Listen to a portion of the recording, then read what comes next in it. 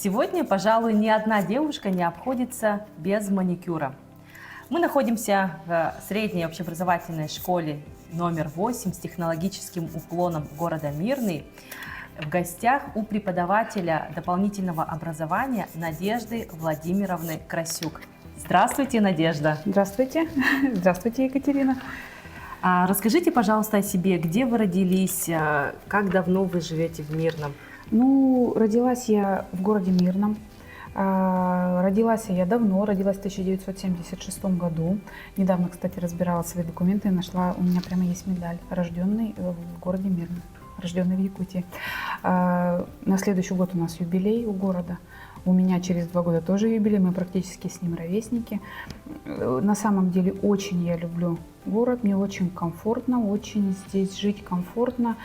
Родители у меня с самого детства тоже здесь жили. Отец с Иркутска привезли, ему 8 лет было, а маму с Верхоянского района привезли. На реке Яне она родилась, а тоже маме было 8 лет, то есть достаточно давно. Прям коренные мы якутяне. У меня муж коренной якутянин, дети у меня 2 детей тоже здесь родились, поэтому я прям коренная, прям из Мирного.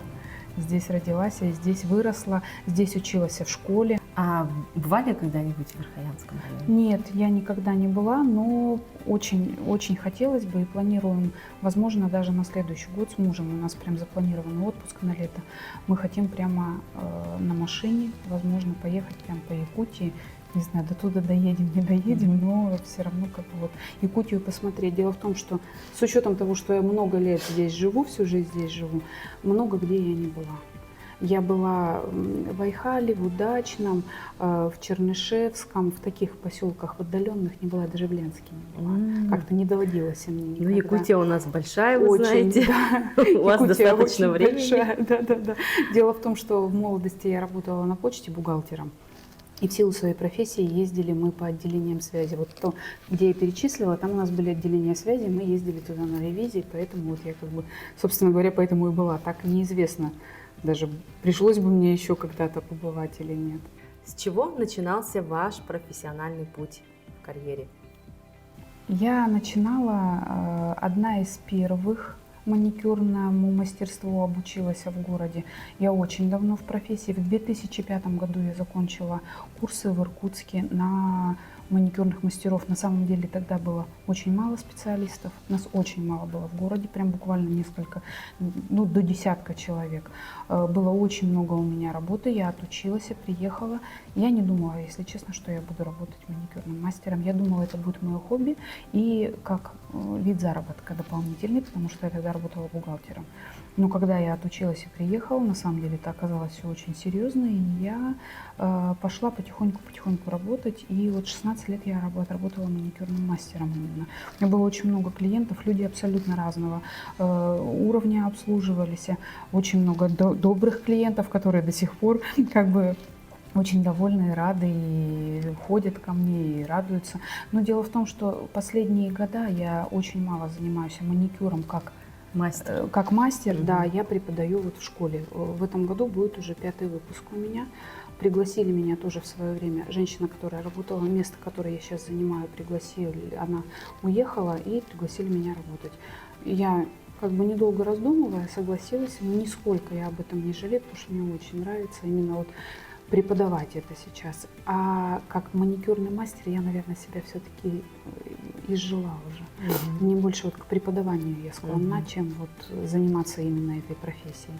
Да, я умею, я могу, да, есть у меня определенные свои клиенты, с которыми я работаю, но не более того. Ну, мне кажется, это потому что в определенном возрасте у человека наступает период, когда он хочет созидать, создавать, делиться своим опытом. Вот поэтому вы себя комфортно чувствуете в роли педагога, наставника своим ученикам. Да? Так получается? Именно так и получается. Вот прямо слово в слово, прям как вот с языка сняло. Да, действительно, в какие-то периоды жизни я анализирую свою жизнь и понимаю, что именно, да, в каждый период жизни хочется чего-то вот именно достичь, каких-то определенных целей. Да, действительно, мне сейчас интересно наставничество. Мне более интересно преподавать, общаться с детьми. Я Кстати, на психолога поступила. Между прочим, поступила бесплатно от Центра занятости. Предоставляют сейчас Центр занятости такие услуги по населению, по обучению населения. Я подала документы онлайн, мне пришло подтверждение, и сейчас я буду проходить курсы именно психологии, то, что я хотела. А с какого класса к вам приходят ваши ученики? Это только девочки или, ну, вообще как проходит само обучение? Да? Ну, обучение вообще у нас на самом деле очень серьезное. Учим мы 1 год. Получается, моя профессия именно, она 1 год, с сентября по май месяц. В конце, после обучения, у нас экзамен. Экзамен, после которого нам, девочкам, выдаются, не девочкам, а тем, кто обучался, им выдаются дипломы очень хорошего образца. То есть с этими дипломами они спокойно могут идти потом куда-то работать. Вы очень креативная, творческая личность. Откуда у вас такое вдохновение творить все эти чудесные изделия, которые сейчас мы видим? Вдохновение приходит ко мне откуда-то извне, откуда-то сверху, откуда-то свыше. Дело в том, что с самого детства, когда я была совсем маленькая, очень маленькая, я очень хотела быть поваром. Я всегда говорила, что я буду кондуктором, который печет торты. Поваром я стала, я работала поваром, но дело не в этом. Дело в том, что именно вот шить, именно что-то делать, это у меня идет откуда-то очень с детства, откуда-то очень-очень-очень-очень давно. У меня не было перед глазами никогда таких примеров, чтобы у меня, допустим, мама, она не шила. С бабушками я никогда не жила, мы жили с родителями. Ну и бабушки у меня этим не занимались, собственно говоря. Откуда-то сверху до меня приходит вот это вот осознание, что мне нужно этим заниматься. И дело в том, что с самого детства, я помню, раньше, в те далекие времена, когда я была маленькая, в магазинах же не было ничего. И мама заказывала себе одежду, в ателье ходила. И каждый раз она приходила и говорила: Надя, да как так можно? Я принесла ткань, оттуда и кусок середины вырезан. Она меня за это ругала, но тем не менее мне ничего за это не было. Я могла кусок ковра отрезать, но мне, если очень надо. Кусок от шторины, но мне очень надо для кукол. Там, от варежки отрезать одну, пришить ко второй, получался свитер замечательный. То есть примера перед глазами не было. Я так понимаю, что я, видимо, родилась с этим. Оно сидит где-то внутри меня. И заниматься чем-то вот одним, допустим, шитьем, да, ну шей, да шей, Надя, да. Нет, мне так не надо, мне надо из бумаги что-то делать, мне надо вязать крючком, мне надо вязать спицами. Бывают такие моменты, что мне хочется удовлетворить себя тем, чтобы сделать вот что-то, вот какую-то такую мелочь. Вот эти вот эти гномики, их прям было несколько, у меня было такое вдохновение, 6 или 7 штук я их вязала, шила одновременно, потом раскрашивала им лица, потом шила им одежду, а потом раздарила их всем друзьям. У меня всех друзья, в Москве есть, в Питере есть такой гном, у внучки такой гном есть. И все вот эти вот мои начинания, это, кстати, плетение из бумажной лозы. Да, лозу тоже я делаю сама. Можно корзину? Можно корзину, можно мебель даже делать. Ничего себе. Да, можно мебель, можно корзину, все что угодно можно делать. Сумка вязаная из шнура. Но это же не то, что из головы я беру. Я понимаю, что я хочу, допустим, вот вязать шнуром. Я захожу в интернет, я ищу, покупаю какие-то курсы, какое-то что-то, вяжу это, и это у меня остается где-то в памяти. Я поняла, что я этим насытилась, теперь я хочу делать что-то другое. Теперь я бы хотела, вот, допустим, там из бумаги сделать эти цветочки. Вот я их делаю. Какие-то там, не знаю, подарки, какие-то вот. Это был для Пасхи. Я вязала вот такие вот чехольчики для яиц. А это яйцо, сделано реально из шкарлупы, из яичной. Я тогда вылила, потом машинкой для аппарата, для этого. Вырезала, все вырезала, да, раскрасила. Ниоткуда, я нигде это не видела. Я нигде такое не видела, я сама придумала, что мне так надо делать, я так делала. Точно, дырочки. Да. Их было много, их у меня было. Когда у меня кафе было, я же вот там вот этим вот всем занималась. Я же вот тут такое вот всякое делала. Потом я купила курсы по приготовлению пирожных. Вот делала пирожные вот эти вот на заказ.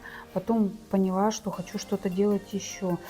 И я каждый раз, когда что-то делаю, я понимаю, что я удовлетворилась, но я хочу еще, я хочу что-то делать, я хочу делать это руками. У меня, знают, в самолетах у девчонки стюардессы, я летаю достаточно. Ну, не сказать, что сильно часто, но тем не менее летаю. Я в самолетах всегда вяжу крючком. Это прямо у меня такой прикол. У меня столько этих крючков уже поставалось, и забирают же их. У меня прям есть специальная технология, как крючки провозить. Я покупаю специально пластмассовые крючки, потому что их не пропускают Да. на этом, когда На проходишь. детекторе. Да. Я культурненько сажусь, скачиваю все схемы, и что-нибудь, я вот что-нибудь вижу. Когда я прилетаю, а это как, допустим, либо это Питер, там у меня внучка была, сейчас она в Новосибирске живет, я туда приезжаю, Таюсь, я тебе вот это связала. Ну, ой, бабушка. Так самое интересное, что вот у меня не было примера перед глазами. Мама никогда этим не занималась. Я вот такая вот. У меня 2 дочери. Взрослые они теперь уже. Ни одна, ни вторая этим не увлекаются. Ничем из этого они не увлекаются. Не вяжут, не шьют. Они вот это им как бы не надо. У них какие-то свои другие, абсолютно другие увлечения. Но самое-то интересное, что у меня внучка. А внучка-то именно вот такая. Она вот именно что-то она делает. Она берет этот крючок, вот это за 5 минут она что-то слепила, что-то сделала. Там, мастерица по вязанию крючком невозможно это сказать, да? Нет, я У вас мастерица. Мастерица, просто мастерица. Я просто мастерица. Мастерица ручных изделий. Скажем так, да. Дело в том, что я почему не занимаюсь, вот казалось бы, да, развита же моторика рук, очень хорошо развита получается. Почему я не занимаюсь, допустим, вышиванием крестиком, раскрашиванием картин по номерам, или, допустим, из страз вот сейчас выкладывают. Это однообразная работа, она для меня неинтересна. Я понимаю, что мне это неинтересно. Мне интересно что-то вот более индивидуальное, что ли. Что-то вот Я такое. поняла, вы любите создавать свое. Да. Вот да. в этом и идет выражение. Вот в этом идет мое самовыражение. На сегодняшний день я увлеклась именно изготовлением миниатюр, вот этих маленьких, миниатюрных, вот этих вот именно композиций. Почему именно они? Я настолько вдохновляюсь, я настолько релаксирую, у меня прямо вот такое безумное спокойствие в душе, когда я сажусь, и у меня это стоит все на столе, все это у меня разложено, стол у меня большой, и я подхожу в какое-то время и начинаю прямо вот это творить, это по-другому никак не назовешь. Я что-то по дому там переделала, быстро поделала, думаю, все, я сажусь, и я начинаю, беру этот пинцет, вот это вот все делаю. Меня настолько это успокаивает, меня настолько это завораживает. Почему именно миниатюры? Потому что в них я могу делать все.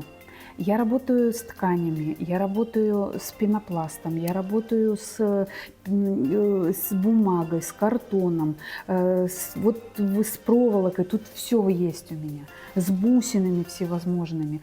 И получается вот из этого создается вот прям что-то, ну прям шедевральное, по-другому же это никак не назовешь. С чего началось? Всё, Вот, с миниатюрами? Да, дело в том, что вот когда вот это я все делаю, да, я понимаю, что я хочу что-то другое. Я хотела создать комнату своего детства, когда я была маленькая, до 16 лет, с 3 лет до 16 мы жили на 40 лет октября в деревянном доме, двухкомнатная квартира у нас была. И вот я уже много лет хочу ее создать, эту квартиру воспроизвести. Воспроизвести, я понимаю, что только в маленьком виде я ее смогу сделать. И я решила, что я буду этим заниматься. Я посоветовалась с мужем, говорю, Миш, как мне быть, как ты думаешь, из чего можно сделать? Мы какие-то материалы придумали, еще что-то. Это очень кропотливая работа, но мне она очень нравится, меня она очень завораживает, вот эта вот мелочь. У меня дома всякие подсветки мне муж сделал под это, чтобы мне удобно было фотографировать всякие вот эти вот. Но он видит, как я увлекаюсь этим. На самом деле он меня поддерживает очень во всех моих вот этих вот начинаниях. Меня он поддерживает, меня дети очень сильно поддерживают. Мам, что ты сегодня там делаешь? Ой, мам, такая классная, так здорово, ты так сделала. Они так все время мне говорят. А внучка-то вообще в восторге. Мы услышали, что вы работали поваром, бухгалтером. Вот уже знаем, как учителя, педагога дополнительного образования, мастера по маникюру. А еще какие есть у вас в вашем послужном списке профессии, либо деятельность, которая уже осталась позади, но вы идете вперед с гордо поднятой головой? Много лет назад, наверное, лет 20 назад, когда я очень сильно хотела быть поваром, стала поваром, я поняла, что профессии, связанные с ремеслом, именно вот ремесленные профессии, даются мне очень легко. Любая профессия, которая вот связана именно с ремеслом с каким-то, я в нее очень легко вхожу. То есть будь то маникюрный мастер там, или шитье я запросто. Меня же никто никогда не учил этому, я очень легко в это вхожу. И много лет назад, очень много лет назад, еще Жанна у меня, сестренка здесь жила, еще я тогда, у меня не было такого опыта вот в этом вот во всем. Я что-то делала, не очень хорошо получалось, но тем не менее я что-то делала. И у меня была такая мечта, наверное, скорее всего, мы с Жанной разговаривали. Я хотела свой театр, кукольный театр. Когда была мама, я была маленькая, мама говорила: Надюш, тебе, говорит, вот надо кукол, наверное, делать, вот что-то вот такое, вот руками. Ты, говорит, не можешь, да, головой работать? Когда я собралась в бухгалтерию уходить, она говорит: ты все-таки ремесленник, да? Тебе не надо головой. Я говорю: ну да, мам, я вот, наверное, все-таки на маникюр, отучусь, маникюршей буду. Ну, ой, ну не знаю, Надя, не знаю. И действительно, вот это именно мое, то, что вот именно вот с этим связано, я понимаю, что нет ничего невозможного. В мечтах моих. Я думаю, что если бы я очень сильно захотела, я бы уже это сделала. Я хочу кукольный театр свой. Причем в котором свой именно. Сама делать декорации, сама делать кукол, сама ставить постановки, сама озвучивать. И, наверное, я не хочу, чтобы люди на меня работали в этом театре. Я, наверное, хочу, чтобы это были дети скорее. Может быть, это какой-то кружок, может быть, еще что-то. И у меня прямо уже в голове есть наметки. Я даже знаю, о чем будет первая постановка. Я вот это все знаю. Но я целенаправленно как будто бы к этому иду, наверное, скорее всего. Ну, у вас все для этого есть, Да, школа, да, дети. да. Теперь у меня все для этого Я есть. думаю, что и Это все руководство школы постепенно. поддержит. Возможно, поддержит. В свое время, вот когда мы с Жанной разговаривали об этом, я думала, что это будет какое-то отдельное здание, какое-то вот это. Кстати, вот по поводу кафе. Когда у меня было свое кафе, открывала я его не для того, чтобы наживиться, как бы не для прибыли. Я его, чтобы себя реализовать, потому что помнишь же, как там в кафе было, насколько там было душевно, уютно, и мне Как невозможно, музей. как музей, Да. да, было. И я понимаю, что все-таки это, наверное, потому что я вот этот театр хочу. Это не потому, что я кафе хочу, а потому что я театр хочу. И все это постепенно, вот это вот все идет именно к тому, что да, возможно, когда-то я, наверное, будет у меня свой театр.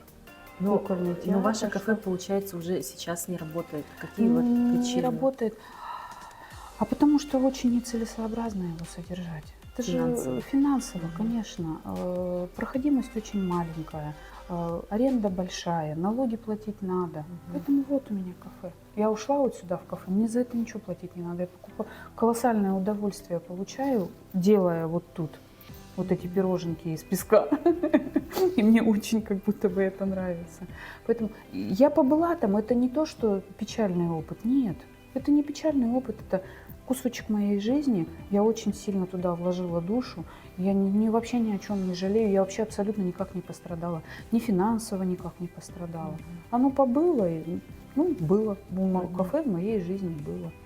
Теперь что-то другое будет. Вот это была ступенька к тому, чтобы я, видимо, перешла именно вот к созданию миниатюр. Ты знаешь, я даже думаю, что, возможно, если делать эти миниатюры, возможно, даже в целях прибыли можно продавать, и люди будут покупать, возможно. Вполне это как бы возможно. Есть же люди, которым это нравится, но они не готовы сидеть и вот это собирать. Дело в том, что у них же тут подсоединится же, оно же потом доделанное будет. Тут будет лестница, а здесь будет все огорожено, будет подсветка везде, оно же может как из как в крана качестве- будет вода течь. Да, тоже можно.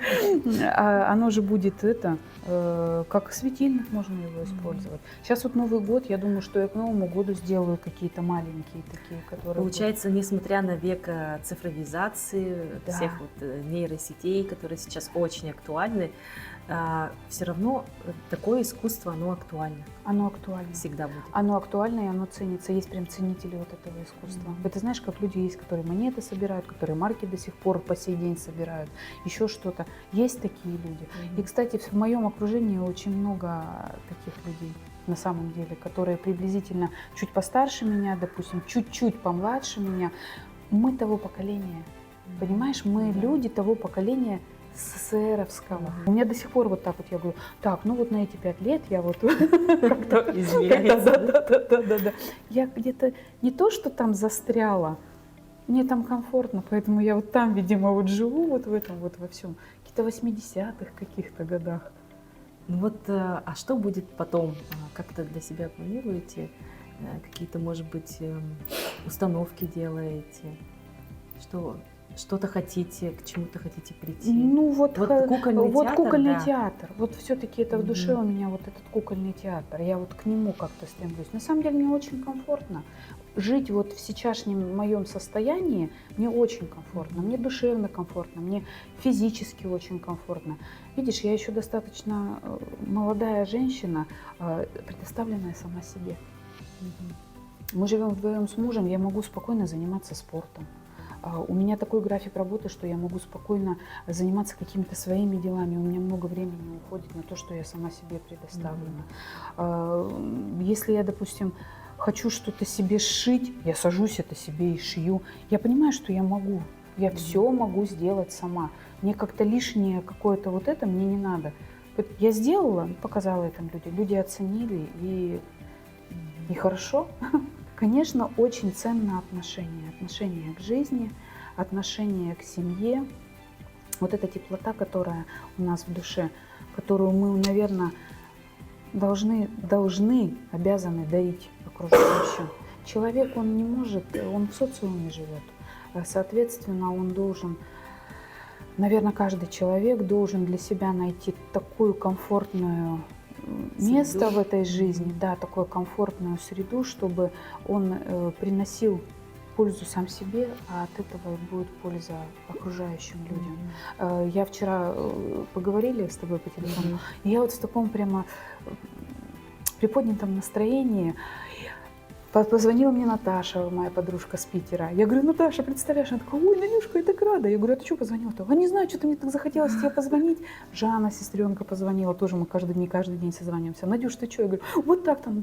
Я говорю: а ты что позвонила? Да просто захотела. Я понимаю, что все в голове, что все от нас зависит, от души зависит. Вот я в таком настроении, и люди, которые меня любят, они это чувствуют, они в таком вот именно приподнятом настроении вокруг меня.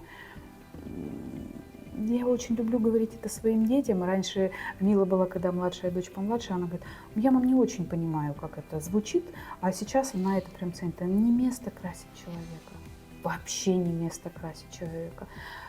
Человек вокруг себя, когда у человека все хорошо, и вокруг него все расцветает, и люди рядом с ним другие делаются, и вокруг него все светится. Все-таки самое ценное, наверное, это любовь. И любовь к себе, конечно, в первую очередь, соответственно, и к своему делу, к своей семье. Да, вот это, наверное, самое главное. Я так считаю. Лишь человек, полностью отдающий себя ремеслу, способен в совершенстве овладеть тем или иным навыком. Про таких людей, как Надежда, говорят: талантливый человек талантлив во всем. Она заботливая мама, бабушка, любящая жена, прекрасная рукодельница, преподаватель и просто добрый человек. Рукоделие для Надежды – это целый мир. Когда видишь такую красоту, возникает вопрос: откуда такая любовь к рукоделию? Как выяснилось, желание творить наша героиня пронесла в душе еще с раннего детства. Конечно же, увлечение нашей сегодняшней героини поддерживает ее семья. Муж так вообще является соавтором некоторых работ. Он часто помогает супруге с подготовкой каркасов и многим другим. Надежда – оптимист по характеру, жизнерадостная, улыбчивая, гостеприимная. У нее много планов на будущее. Один из них – создать кукольный театр, украсив ее своими собственными декорациями и куклами. Думается, что у такой талантливой женщины все получится.